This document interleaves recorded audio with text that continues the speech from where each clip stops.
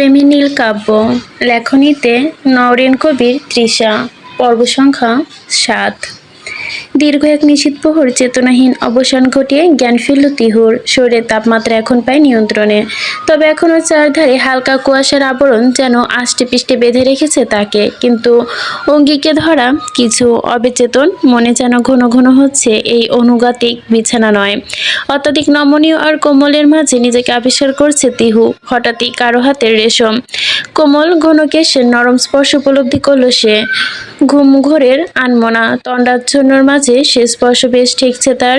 ধীরে ধীরে তিহু নিজের হাতের বিচরণ শুরু করলো সে নরম কোমল কেশরাশের ওপর। এমন নরম আবেশে মধ্যিখানে অবস্থায় তিহু কি জানি মনে হলো। দ্রুত চোখ খুলল, সঙ্গে সঙ্গে সম্মুখ পানে এক পরিচিত তবে অজ্ঞাত মানবের উপস্থিতি এক প্রকার চেঁচে উঠল সে। আপনি? গতকাল সারা রাত তিহুর জ্বর না কমায় যেন নামই নিচ্ছিল না। এক প্রকার সমগ্র রাত জুড়েই তার মাথায় অবনত ঝড়পটি দিয়েছিল নীল। শেষ রাতের দিকে তার জ্বরটা যখন সামান্য নিয়ন্ত্রণে, তখন আর ক্লান্ত শরীরটা শান্ত রাখতে পারেনি নীল। তিহুর পায়ের ধারে বসে বিছানায় নিচের মাথাটা এলিয়ে দিল সে। তবে হঠাৎই কারো চিৎকার এবং আকস্মিকতেই ঘুম ভেঙে গেল তার। চোখ মুখ কুঁচকে সে বলল, হোয়াট দ্য হেল, সকাল সকাল চিল্লাচ্ছ কেন? তিহু এক লহমায় লুফে নিল তার মুখের কথা। ঝাটকা মেরে বিছানার ওপর উঠে বসতে গিয়ে একবার বিছানায় চক্কর দিল তার, তবে সেটা পাত্তা না দিয়েই সর্বশক্তি দিয়ে সে বলে উঠল, আপনি আমার রুমে কি করছেন? আপনার ক্যারেক্টার তো একদম ঢিলাফে দেখছি। ফলো করতে করতে আমার রুম পর্যন্ত এসেছেন, অসভ্য লোক কোথাকার। সারা রাত যার সেবা করে নির্ঘুম রাত কাটালো নীর, সকাল সকাল তার মুখে এমন কথা শুনে মেজাজ ধরে রাখতে পারল না সে। আগ্নেয়গিরির লাভা স্রোতের ন্যায় এক দুরন্ত দাহ ঝরে পড়তে লাগলো তার কণ্ঠ দিয়ে। এই মেয়ে চুপ, অসভ্যতমর একটা লিমিট থাকে। এটা আমার রুম, আর তুমি বর্তমানে আমার বিছানায় শুয়ে আছো, so shut up your mouth. আর এক্ষুনি নামো আমার বিছানা থেকে, কুইক। তিহু বোকা দৃষ্টি মেলে তাকালো। এই লোকের রুম মানে? পরক্ষণ তার মনে পড়লো সন্ধ্যার পরবর্তী ঘটনাগুলো। সঙ্গে সঙ্গে নিজের বোকামির জন্য নিজেরই কপাল চাপড়ালো সে। তবে সেও ধমাবার পাত্রী নাকি? সে তো নিজের ইচ্ছায় বিয়ে করেনি, বরং নীল তাকে জোর করে বিয়ে করেছে। তাহলে সে কেন বিছানা থেকে নামবে? তিহু বিছানায় গাঁট মেরে বসে থাকতে থাকতে বলল, এই যে মিস্টার লাল মিয়া, শুনুন, আমি কোনো শখ থেকে আপনাকে বিয়ে করিনি। আমার শখ কি জিনিস? আমি তো আপনাকে বিয়ে করতে চাইনি, আপনি জোর করে আমাকে বিয়ে করেছেন। সো এখন থেকে এই বিছানা আমার। বেশি নিজের নিজের করলে তো হবে না। তিহুর প্রত্যেকটা কথায় মেজাজ হারালো নীল। তার ভারসাম্য শিরাগুলো হাতটা ক্ষণে ক্ষণে মুষ্টিবদ্ধ হয়ে আসতে দাঁতে দাঁত চেপে ক্রোধ নিবারণের চেষ্টা চালাচ্ছে সে। কেননা তার মুখ ভালো করেই জানা, এই মেয়ে এখন বেশ ঘাটানো ঠিক হবে না। এমনিতে এই বাড়ির কেউ বিয়ের ব্যাপারটা এখনো মানে না। সবাই জানে তাদের লাভ ম্যারেজ। তার উপর এখন যদি তিহু সবাইকে সত্যটা জানিয়ে দেয়, তাহলে মান সম্মান একদম জলাঞ্জলি হয়ে যাবে তার। সে আর কোনো কথা না বলে সেথায় থেকে উঠতে পা বাড়ায় ওয়াশরুমের উদ্দেশ্যে। সে চলে যেতে তিহু এক শয়তানি হাসি সে মনে মনে বলে, আহারে চান্দু, আমার কয়টা কথা শুনেই সোজা ওয়াশরুমে। আমারে জোর করে বিয়ে করার মজা হারে হারে টের পাওয়াবো তোমারে। Just wait and watch. কিছুটা শব্দ করে ঠোঁট চেপে হাসলো তিহু। অতঃপর নরম বিছানায় ফের শরীর এলিয়ে দিয়ে বলল, বেটা যাই হোক, হেতির বিছানায় নরম আছে। আহারে, এত নরম বিছানা রেখে কি লাভ যদি নিজেই না শুতে পারে? ইস রে, তুই বিছানায় ভীষণ বাজেভাবে মিস করবি শোনা আমার। ঘন্টা খানেক বেলা বেশ চড়া হয়েছে, দেওয়ালের ঘড়ি কাটে টিকটিক ধ্বনি। সকাল 10টা জানান দিচ্ছে। কিছুক্ষণ আগে নীল ফর্মালি ড্রেস আপ করে সম্ভবত অফিসে গিয়েছে, কিন্তু তিহু ঘুমের ভান করে বেশ কিছুক্ষণ পর্যবেক্ষণ করেছিল লোকটাকে।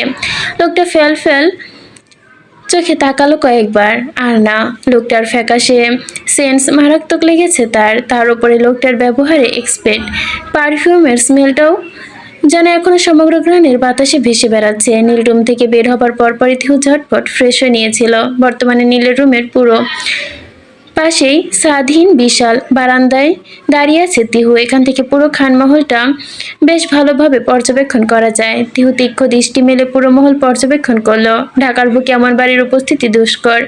দুইতলা বাড়িটি সম্পূর্ণ ভিন্ন ধাঁচের, কিছুটা ইউরোপিয়ান আর প্রাচীন স্থাপত্য শৈলীর। বাড়িটার সৌন্দর্য দ্বিগুণ করে তুলেছে। তবে অদ্ভুততম সুন্দর জিনিসটা হচ্ছে ভবনের বাইরে গম্বুজাকৃতি গোল চত্বর আর সুইমিং পুলটা বেশ ইন্টারেস্টিং। তার উপর মহলের প্রধান গেট থেকে মহলের শেষ পর্যন্ত প্রবেশের রাস্তাটা সাদা কংক্রিটের, ঠিক যেন কোনো সাউথ ইন্ডিয়ান ট্র্যাডিশনাল কোনো মুভিতে ব্যবহৃত বিশালাকার রাজপ্রাসাদ। তিহু যখন এ সকল কল্পনায় লোকে ডুবেছিল, ঠিক ব্যস্ত, তৎক্ষণাৎ রুমে নক করল কেউ। ব্যতি ব্যতিগ্রস্ত তিহু জলদি রুমে প্রবেশ করে ঝটপট বলে ওঠে, জি আসুন। কিছুক্ষণের মাঝে রুমে হরেক রকমের ফলাদি আর খাবার সজ্জিত এক ট্রে হাতে প্রবেশ করে দামি তসর সিল্ক শাড়ি পরিধান করে এক মধ্যবয়স্কী নারী। তার সামনে দুজন কিশোরী, একজনের বয়স 15 কিংবা 16 হবে, আরেকজনের 13 কিংবা 14। তবে বয়সে ছোট মেয়েটার চোখ মোটা, ফ্রেমে চশমা। কিঞ্চিত অবাক হলো তিহু, কিন্তু তৎক্ষণাৎ সে কিছু বলল না। হয়তো মেয়েটা অনেক বেশি পড়ুয়া। তিহু শুধু সবার দিকে চেয়ে মুচকি হাসলো। মহিলাটি খাবারগুলো বেডসাইড টেবিলে রাখতে রাখতে বলল, এখন তোমার কি অবস্থা মা? জ্বর কমেছে? এমন স্নেহাতুর মাতৃসুলভ কণ্ঠে প্রশ্ন মাখায় করা মহিলাটিকে তাকালো তিহু। তিহু মুচকি এসে জবাব দিল, জি এখন একটু কমেছে। মহিলাটি এগিয়ে এসে তার কপালে হাত ঠেকালো। কিছুটা মুচকি এসে জিজ্ঞাসা দৃষ্টিতে চেয়ে আছে দেখে তিনি ওখানে ঘেসে বললেন, আমাকে দেখে অবাক হইও না মা, আমি হচ্ছি তোমার খালা প্লাস চাচি শাশুড়ি, বুঝলে তো? তিহু মাথা ঝাঁচালো, অর্থাৎ সে বোঝেনি। মহিলাটি হেসে বলল, আমি নীলের ছোট খালা প্লাস কাকিয়া, এবার বুঝেছ? জি আন্টি। মির্জা সাইমা অর্থাৎ তীব্র বিরোধী সহিত মাথা ঝাঁচকে বলল, আন্টি না, তুমি আমাকে কাকিয়া বলবে, ঠিক আছে? তিহু মুচকি এসে মাথা ঝাঁকালো, আচ্ছা কাকিয়া। তাদের এমন কথোপকথনের মাঝেই বাগড়া দিল রাফা, ও মিমিয়া, শুধু কি তুমি কথা বলবে? আমাদের পরিচয় করিয়ে দিবে না বৌমনির সাথে? মির্জা সাইমা হেসে তাকালেন। অতঃপর তাদের দুজনের সাথে একে একে পরিচয় করে দিলেন তিহুকে। সর্বপ্রথম রাফাকে দেখিয়ে বলল, এই হচ্ছে তোমার সবচেয়ে অধৈর্য ননদ, তোমার সেজ ননদ। তাকে কথার মাঝে থামিয়ে দিয়ে রাফা তিহুর দিকে এগিয়ে এসে বলল, উফ মিমিয়া, এভাবে কেউ পরিচয় করায়? আচ্ছা তুমি শোনো, আমি বলি, আমি রাউফিয়া হক রাফা, তোমার বড় কি জানি বলে ওইটাকে, হ্যাঁ ফুপি শাশুড়ি, তোমার বড় ফুপু একমাত্র মেয়ে, বুঝেছ? রাফার কথা হেসে উঠল তিহু। সে রাফার দিকে হাত বাড়িয়ে দিয়ে বলল, oh you are so sweet, by the way আমি নুরাইন হক তিহু। রাফা বলল, তুমি অনেক কিউট বৌমনি। তাদের এমন কথোপকথনের মাঝে নিশ্চুপ চশমা পরা মেয়েটা তিহু তার দিকে তাকিয়ে গিয়ে বলল, কি ব্যাপার সুইটি, তুমি কথা বলছো না কেন? রাফা এগিয়ে এসে মেয়েটির মাথায় এক গাঁটা দিয়ে বলল, ও নীরা, কথা বলছিস না কেন? স্ট্যাচু হয়ে গেছিস নাকি? অতঃপর সে মির্জা সাইমার দিকে ফিরে বলল, আচ্ছা মিমিয়া, তুমি তোমার মেয়েকে কোন গ্রহ থেকে ইম্পোর্ট করে এনেছিলে বলো তো? ও তো কারোর সাথে কথাও বলে না, সারাদিন পড়তেই থাকে। এই দেখো একটু পড়েও পড়ছিল, আমিও তো এক প্রকার ধরে বেঁধে টেনে নিয়ে আসছি এইখানে। সারাদিন পড়ে পড়ে চোখটা খাইছে, তারপর আর পড়া লাগবে? কি করব বল, বারণ দিলেও তো কখনো শোনে না। কত বারণ করেছি, এত পড়াশোনার দরকার নেই, এইটুকু বয়স হবে 9-এ পড়ে, তার ভেতর এত চাপ নেয় কিভাবে মেয়েটা? তিহু হেসে বলল, টেনশন নট কাকিয়া, আই উইল ম্যানেজ। আপনার মেয়েকে আমি 2 দিনের মাঝে এত দুরন্ত আর চঞ্চল করে ফেলবো যে আপনি নিজেই বলবেন আমার মেয়ে এমন কি করে হলো। মির্জা সাইমা বললেন, দেখ তো কি করা যায়। যাই হোক তুমি আসো, তোমাকে একটু নিজের হাতে খাইয়ে দে, কাল রাতেও তো কিছু খেলে না, বেঘরে ঘুমিয়েছিলে, নীলটা সারা রাত জেগে তোমার সেবা করলো। তুমি এতক্ষণ হেসে কথা বললেও মির্জা সাইমার শেষ কথাটুকুতে চমকে তাকালো সে। সারা রাত জেগে সেবা করলো মানে? মির্জা সাইমা পায়েসের বাটি থেকে সামান্য পায়েস চামচে কেটে ফু দিতে দিতে বলল, তা নয় তো কি, ছেলেটা আমার সারা রাত জেগে তোমার সেবা করেছে। ও তো মনে হয় কালকে রাতে একটু ঘুমায়নি, খায়ওনি কালকে রাতে কিছু। কি জাদু করেছে বলো তো? আমাদের নিয়ন্ত্রণ মাফিক ছেলেটা কালকে নিয়ম ভঙ্গ করে সারা রাত জেগেছে। মির্জা সাইমার প্রত্যেকটা কথায় যেন আকাশ থেকে পড়ছে তিহু। এমন একটা ছেলে কাল সারা রাত তার সেবা করেছে, ভাবতেই কেমন যেন লাগছে তার। তবে সে আর প্রশ্ন করলো না। মির্জা সাইমা এগিয়ে এসে এক এক করে খাইয়ে দিতে লাগলো তাকে। খাওয়ানোর শেষে গল্পগুজব আর হাসি আড্ডায় কেটে গেল যেন সমগ্র সকালটা। মির্জা সাইমার মাধ্যমে পুরো বাড়ির সবার সাথে পরিচয় হলো তিহু। সে যতদূর বুঝলো, নীলের কাজিন মহল নেহাতি কম নয়। তার একজন ভাসুর, একজন দেবর সহ মোট চারটা ননদ আছে। বেশ ভালোই লাগলো তিহুর ব্যাপারটা। এমনকি যৌথ পরিবার অনেক বেশি পছন্দ তার। তার উপর সেই পরিবারে যদি থাকে এতগুলো কাজিন, তাহলে তো কথাই নেই। খানমহলে নেমেছে নিস্তব অপরণ্য। সমগ্র ড্রয়িং রুম জুড়ে পিনপত নীরবতা। উপস্থিত গুটি কয়েক জীবের নিঃশ্বাস প্রশ্বাসের মৃদুগন্ধন ব্যতীত কিছু শোনা যাচ্ছে না বায়ু সঞ্চয়। সকলের মধ্যে চাপা উত্তেজনা। দোতলায় ঝুলন্ত বারান্দা দিয়ে নিচের দিকে তাকিয়ে আছে রাফা আর নীরা। রাফা হাঁ করে নিচে তাকিয়ে কথোপকথন শোনার চেষ্টা করছে। এদিকে ঠায় দাঁড়িয়ে থাকতে থাকতে বিরক্ত হয়ে গেল নীরা। রাফাকে ঝাঁজিয়ে সে বলল, কি এত দেখছিস, চল না রুমে যাই, আমার বায়োলজিটা এখনো পড়া বাকি আছে। নীরার কথায় মেজাজ হারালো রাফা। সে কখন থেকে সে চেষ্টা করছে নিজের কথা শোনার। খরগোশের ন্যায় কান খাড়া করে দাঁড়িয়ে আছে সে। হঠাৎই নীরার এমন ধাক্কায় মনোযোগ কিছুটা বিঘ্ন হয়। সে নীরার মাথায় একটা গাঁট্টা দিয়ে বলল, কিসের এত পড়াস তোর? পড়িস তো সেই সবে নাইনে, কিছুদিন পর আমার এইচএসসি। তাও দেখ আমি বোধক নীরা দিনরাত মিলিয়ে 5 ঘন্টার বেশি কখনো পড়ি না। এই জন্যই তো ফুপু আম্মুর কাছে মারও কম খাস না। যাই হোক, এখন আমাকে ছাড়, আমার পড়া লাগবে। শর্ত, আমার সবচেয়ে বড় কথা হচ্ছে বম্মা যদি জানতে পারে আমরা এখানে দাঁড়িয়ে আছি, বড়দের কথা শুনছি, তাহলে মায়ের একটাও নিচে পড়বে না কিন্তু। রাফা বলল, তুই এত ভীতু কেন রে? আচ্ছা চল, এমনিতেও কিছু শোনা যাচ্ছে না। তারা দুজন নিজেদের রুমের দিকে পা বাড়ায়। এদিকে নিচে গ্রামের বাড়ি থেকে আজ প্রায় 5 দিন পর ফিরেছে ওয়ালিদ খান। তবে মহলে সে ছেলের কাণ্ড শুনে হকচকিত তিনি। তবে একটাও সত্যি যে যেটা ঘটেছে তার থেকে বেশি বেশি ভাইকে বলেছে রোশনারা খান। বর্তমানে ভীত থমথমে মুখ নিয়ে দাঁড়িয়ে আছে সবাই। সকলের চোখে মুখে সামান্য ভীত দৃষ্টি হলেও নিশ্চুপ মির্জার সূচনা। মির্জা সাইমার চোখ দিয়ে বড় বোনকে দেখাচ্ছে যেন তিনি শান্ত থাকে, কেননা মির্জা সূচনার রাগ সম্বন্ধে খুব ভালো করে অবগত তিনি। ওয়ালিদ খান গম্ভীর্যপূর্ণ দৃষ্টিতে চেয়ে আছেন। হঠাৎই রোশনারা খান বললেন, ভাইজান, তোমার কথাই জন্যই এতক্ষণ অপেক্ষা করছিলাম, এখন তো কিছু বলো। শুনলেই তো তোমার বউ কি বলেছে আমায়। ওয়ালিদ খান বললেন, কি হয়েছে সূচনা তোমাদের? কয়টা দিন আমি বাসায় নেই, এর মধ্যে এত কিছু? মির্জা সূচনা নিজের মেজাজ ধরে রাখতে পারলেন না। সারা জীবন অতি গম্ভীর্যময় রমণী তিনি। জমিদার বাবার একমাত্র বড় মেয়ে বলে কথা। গম্ভীর্যর অভিজাত্য তার রন্ধ্রে রন্ধ্রে প্রবহমান বলে চলে। তার এই গুণে কয়েক কারণে ওয়ালিদ খানের বাবা অমর খান তাকে বাড়ির বউ করে নিয়ে এসেছিলেন। বরাবরের মতোই রাশভারী গম্ভীর্য কণ্ঠে তিনি বললেন, কি এমন হয়েছে? আমার ছেলে বিয়ে করেছে, এটাতে তোমাদের আপত্তি তো? সেহেতু আমার ছেলে একটা মেয়ের দায়িত্ব নিয়েছে, সেই জন্যই তো মেয়েটার দায়িত্ব আমারও। তবে এটা তোমার যদি কোনো সমস্যা মনে হয় এবারই বলে দাও, আমি এক কাপড়ে আমার ছেলেকে আর ছেলের বউকে নিয়ে এই বাড়ি থেকে বের হয়ে যাব। ওয়ালিদ খান বললেন, সে কথা আমি কখন বললাম? মির্জা সূচনা আর এক মুহূর্ত বসলেন না। ধৈর্যহারা প্রতিবের ন্যায় সমবেগে দাঁড়িয়ে বলেন, সে কথা তো তোমার মুখে বলিনি। এটা যেমন সত্যি তেমনি তোমাদের আচার আচরণ ইঙ্গিত করছে তোমরা মেয়েটাকে বাড়ি থেকে বের করে হয়ে যাওয়ার জন্যই বলতে চাও। আমি বেঁচে থাকতে আমার ছেলের বউকে এক বিন্দু পরিমাণ অসম্মান আমি হতে দেব না। আর সেটা যদি তোমার সাম্রাজ্যের লঙ্ঘন হয়, তবে আমি বৌমার মর্যাদা প্রতিষ্ঠার জন্য প্রয়োজনে তোমার সাম্রাজ্য ছাড়ব। ওয়ালিদ খান বাবার একটা কথা খুব মানেন। সৎকর্মশীল নারী নিজের যেমন ভাগ্যবতী, তেমনি সে যে পরিবারে থাকে সেই পরিবারের ভাগ্যের চাবিকাঠি। তবে সেই নারী যদি নিজের মত প্রকাশের সুযোগ না পায়, তাহলে সে ভাগ্যবতী থেকে ধ্বংসবতী হতে মাত্র কয়েক মুহূর্ত সময় নেয়। নিঃসন্দেহে মির্জা সূচনা ভাগ্যবতী নারী, কেননা সে এই সংসারে আসার পর থেকে সংসার উন্নতি কখনো থেমে থাকেনি।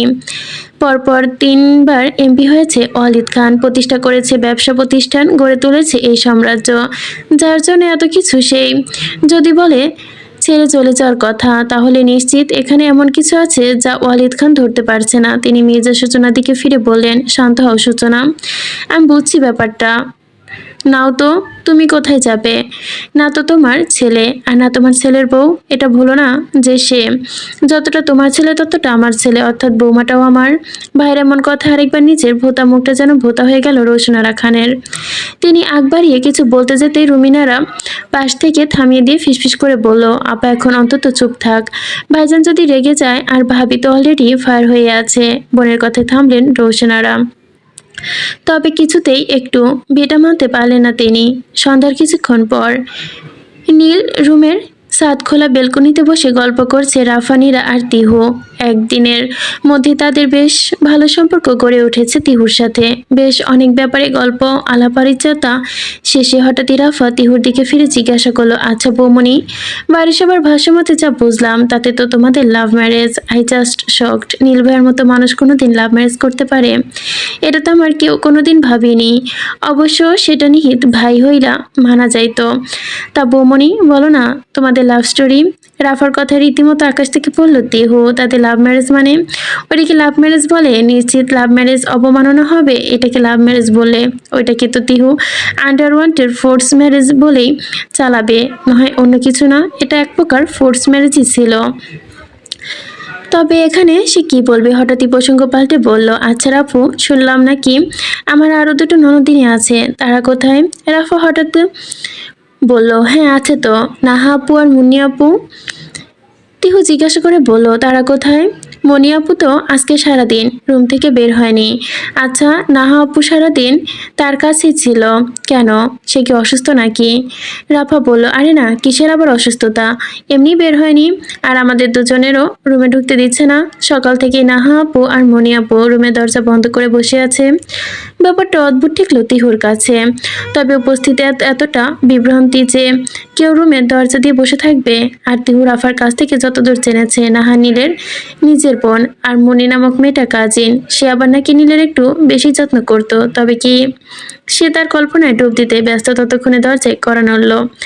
শব্দই ধান ভাঙল তার।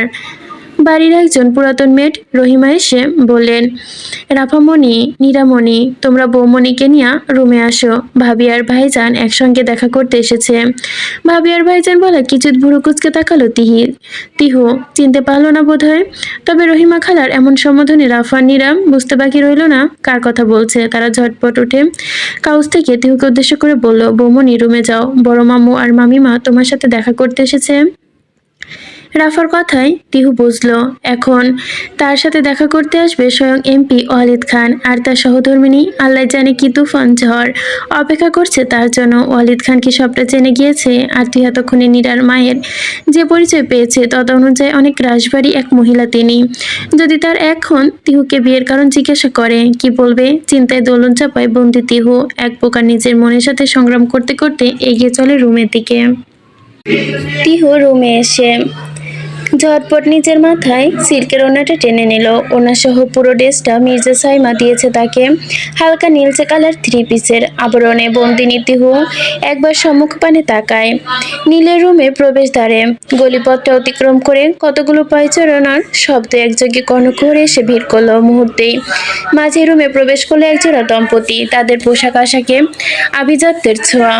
স্বর্ণচারী সূক্ষ্ম ধাঁচের বালুচারী শাড়ি পরিহিত মহিলাটির সৌন্দর্য বর্ণনাতীত। তবে গঞ্জির যে মোড়া। তিহু বেশ খানিকক্ষণ একদৃষ্টে তাকিয়ে। মহিলাটির শাড়ির ভাঁজে ভাঁজে রয়েছে বর্ণিত গাম্ভীর্য, তবে মুখে সাদা জাগ্রত এক স্নেহময়ী মমতার ছায়া। পাশে পাঞ্জাবি পরিহিত ব্যক্তিটি খুব সম্ভবত এমপি ওয়ালিদ খান নিজেই। তিহু কণ্ঠস্বর খাদে নামিয়ে নরম কণ্ঠে সালাম দিল, আসসালামু আলাইকুম। জবাব দেয় উপস্থিত দম্পতি দুজনেই। প্রবেশ করে আরো কয়েকজন মহিলা কর্মচারী। তাদের ডালাম জাতীয় কিছু ছিল হাতে। তারা উপরিভাগ দামি কাপড়ের আবরণে ঢাকা। জিনিসপত্রগুলো দেখেই বেরিয়ে যায় তারা। মির্জা সূচনা নির্দেশে রুম ত্যাগ করে রাফা আর নীরা। সকলে বেরিয়ে যেতেই মির্জা সূচনা তিহুকে উদ্দেশ্য করে রাশভারী কণ্ঠে বলে, না দাঁড়িয়ে থেকে বিছানার উপরে বসো। শুনলাম কালকে রাতে নাকি তোমার অনেক জ্বর এসেছিল। কণ্ঠটা খানিকটা রাশভারী হলো, তাতে আজ তীব্র মাতৃসুলভ মমতা লুকিয়েছিল। তিহু এক প্রকার এক ঝলকে তাকালো তার দিকে। মির্জা সূচনা আর মির্জা সাইমা অনেকটা একই রকম দেখতে, দুজনেই মাতৃসুলভ নমনীয়। একটি দিক আছে যেটা মির্জা সাইমা আরো নরম স্বভাবের হওয়ায় সহসা প্রকাশ পায়, তবে মির্জা সূচনা ব্যাপারটা বুঝে নিতে হয়। একটু একটু তফাৎ তো আছে দু বোনের। নীরা স্বভাবতই ধীর পায়ে হেঁটে নিজের রুমে চলে গিয়েছে, তবে চঞ্চল ডাফা বেশ ভালো করেই জানে এখন রুমে গেলেই মা তাকে ধরে বেঁধে পড়তে বসাবে। তার উপর জুটবণিক দরজাল টিউটর প্রতিদিন গাধা খাটে, পড়া না দিয়ে হয়তো তাদের পেটের ভাত হজমই হয় না। বিরক্ত একটা রাপা মনে মনে হাজারটা গাল দিতে দিতে এগিয়ে যাচ্ছিল তার ছাদের দিকে। সিঁড়ি ঘরে পৌঁছাতে হঠাৎই ভেসে এলো একটা কাঠ ধমকানো পদচারণ। গুনগুন করে কেউ গান গাইছে। ইয়ারানি বালিকা যেন মরুচারিণী, পল্লী প্রান্তর বন মনোহারিণী, ছুটে আসে সহসা গৌরবী বরণী, ছুটে আসে সহসা গৌরবী বরণী। মরীচিকার হরণী, আহা আহা কি সুর, পুরো কিডনি টাচিং। তা ভাই ইত্রি রোমান্টিক আপ কিসকো লিয়ে হুয়া বাতাইয়ে। মৃদু কণ্ঠে গান গাইতে গাইতে ফোনের অপরূপা ছবি শ্লেষে ব্যস্ত ছিল নিহিত। হঠাৎই রাফার গলায় দ্রুত ব্যতিব্যস্ত নেয় ফোন অফ করে নিয়ে সে কি নিচে ফেলে দিল তা দেখে নিল রাফা। এগিয়ে এসে বসলো। হায় হায় রে, গেল রে, সবটা গেল, তোমার সাথে আইফোনটা গেল। কি এমন দেখতেছিলা হ্যাঁ, যে আমায় দেখে লুকাইলা? দেখি দেখি। সে যেতে যেতে নিহিত তার মাথায় জোর করে একটা গাঁটটা মেরে বলে, বেশি পাকনামো করলে এমন মারবো না, পুরো সানডে মানডে ক্লোজ হয়ে যাবে। এক্ষুনি জাগিয়ে পড়তে বস যা। রাফা মাথায় হাত বুলাতে বুলাতে বলল, মারলা কেন? মারলামটা কই? এক্ষুনি যদি না যাস তবে মারবো তো। এখনো তো মারিনি। বাপ দাদা 14 পুরুষের নাম মেরে ভুলিয়ে দিব। আমি বাপ দাদার নাম ভুলবো কিনা জানি না, তবে তোমাকে তোমার বাপ দাদার নাম ভুলিয়ে দেব। দাঁড়াও, তুমি যে লুকিয়ে লুকিয়ে নিজের প্রেমিকার ছবি দেখছো, এটা বলতে চাচ্ছি আমি মিমিয়ার কাছে। বলে সেখান থেকে দৌড়ে প্রস্থান নিতে রাফা। নিহিত গলা চড়া করে বলল, যা যা, তুইও যা। আমিও যাচ্ছি ফুপু আম্মুর কাছে, তোরা কুদ্দুস কাকুর বিয়ে ঠিক করতে। রাফা যেতে যেতে থমকালো। কুদ্দুস কাকু মানে? নিহিত ওই যে আমাদের মোড়ের পাশে বেগুনের চপ বিক্রি করে, বেশ ভালো মানাবে তোর সাথে। বিয়ের পর দুজন মিলে কুদ্দুস কাকুর দোকানে বেগুনি বানাবি। ঠিক আছে কুদ্দুস কাকুর বউ? আমি জানি কুদ্দুস কাকুর বই, আমি যদি কুদ্দুস কাকুর বউ হই তাহলে তুমিও লাইলার মামুন। কি বললি? রাফা এক ছোটে সিঁড়ি দিয়ে নিচে নেমে যেতে যেতে একাধিকভাবে বলল, লাইলার মামুন, লাইলার মামুন, লাইলার মামুন। নিহিত তার পিছু করতে গিয়ে ধরতে গিয়ে না পেরে ক্ষুব্ধ সৈনিকের ন্যায় বলে ওঠে, কুদ্দুস কাকুর বউ, খালি হাতে পাই, মাথায় পাই তুলে আছাড় মারবো তোকে। কিছুক্ষণ আগে খানিক আলাপচারিতা শেষে বেরিয়ে গেছে অলিদ খান আর মির্জা সূচনা। তার পরপরই ফিরলেন নীল। তবে সেদিকে খেয়াল নেই তিহুর। সে স্তব্ধ হয়ে বিছানার ওপর বসে আছে। সবকিছু যেন মাথার উপরে দিয়ে যাচ্ছে তার। বিছানার ওপর রাখা দামি শাড়ি, গহনা, খানিকটা পোশাক আর টাকার বান্ডিলগুলো ছড়িয়ে রাখা। 1 বা 2 লাখ টাকা নয়, পুরো লাখ 10 বান্ডিল হবে। তাকে দিয়েছে অলিদ খান মুখ দেখার সুবাদে। রহিমা খালা এনে রাখা খাবারগুলো এখনো অবহেলিত আসামির ন্যায় একপাশে পড়ে আছে। কিছুক্ষণ পর ওয়াশরুম থেকে চুল মুছতে মুছতে বের হলো নীল। তিহুকে ওভাবে বসে থাকতে দেখে সে বলল, মুখটা বন্ধ করে বসে আছো? না হলে আমার মুখে মাছি ঢুকবে, তখন আমার সাথে অসমতার মতো তর্ক করবে কিভাবে? নীল কি তাকে খোঁটা দিল? ঝগড়ুটে বলল। তিহু কিছু বলতে গিয়েও বলল না, তপ্ত শ্বাস ফেলে বলল, আমি এতগুলো টাকা দিয়ে কি করব? নীল নির্লিপ্ত ভঙ্গিমায় ভেজা তওয়ালটা কাঙ্ক্ষিত স্থানে রেখে বলল, করবা কিছু একটা। করার কিছু না পেলে বাদাম কিনে খেও, আর রহিমা খালা খাবারটা দিয়ে গেছে, খেয়ে নাও। তিহু মাথা ঝাঁকিয়ে বলল, তাহলে খেয়ে নাও। এমনিতেও ইউ আর সো উইক, কাল সারা রাত জ্বরে কাতরিয়েছ। নীলের কথায় তিহু শুনতে পেল না, সেটা শুধু সেই জানে। হঠাৎই করে একটা গুরুত্বপূর্ণ কথা মনে পড়তেই বিছানা থেকে এক লাফ দিয়ে নামলো তিহু। অতঃপর নীলের দিকে এগিয়ে এসে বলল, আপনার ফোনটা একটু দিন তো। তিহুর এমন আচমকা কিঞ্চিত কথায় ভুরু কুঁচকে তাকালো নীল। ফোন দিয়ে কি হবে? প্রেমিকের সাথে কথা বলবো। হোয়াট? এ মা, এত হোয়াট হোয়াট করার কি আছে? আপনার কোনো প্রেমিকা নেই, আর থাকবেই বা কি করে? আপনি যে খাটাস, বাই দ্য ওয়ে, আপনার সাথে এখন আষাঢ়ের গল্প করার সময় নেই আমার। ফোনটা দিন, আমি আমার বেস্টির সাথে কথা বলবো। আমার ফোনটা ফোর্স ম্যারেজের চক্করে হারিয়ে ফেলেছি। ফোর্স ম্যারেজের চক্করে তোর সাথে কথা বলতেও পারিনি। না জানি বেচারি কত টেনশন করছে। নীলের আর কথা বাড়ালো না, সাইডে থেকে ফোনটা দেখিয়ে বলল, ওই যে তিহু, আপনি কি বেকুব নাকি? ফোনটা এখানে আছে সেটা তো আমিও জানি, কিন্তু আমি কি আপনার ফোনের পাসওয়ার্ড জানি? সেজন্যই তো শুনলাম, না হলে শুনতাম নাকি আপনার কাছে? ননসেন্স কোথাকার! এখন যদি এমন স্টুপিড কথা বন্ধ না করে মুখে লাগাম না টানো, তাহলে থাপ্পড় একটা মাটিতে পড়বে না? কেউ কিছু বলতে গিয়েও থমকালো।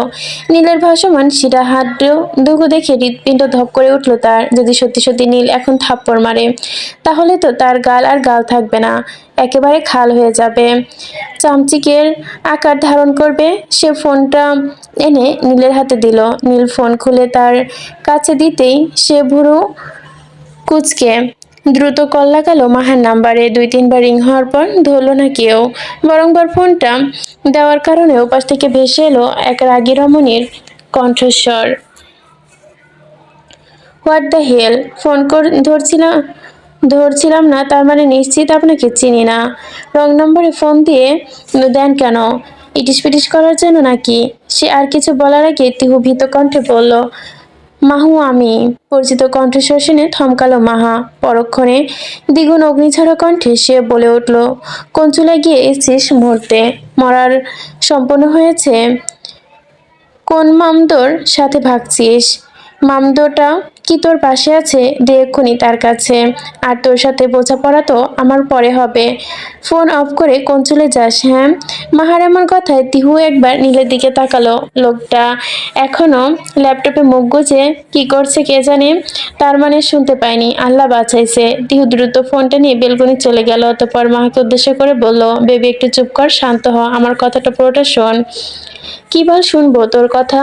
কোন গর্তে লুকাইছিস? আমি আর রিশাদ আসছি, আর আন্টিকেও ফোন দিচ্ছি। আন্টি একটু আঙ্কেলকে বলুক তার গুণধর্মে কোথায় কোথায় ঘুরে বেড়াচ্ছে। আব্বু বাহাম্মু কেউ কি তোকে কল দিয়েছিল?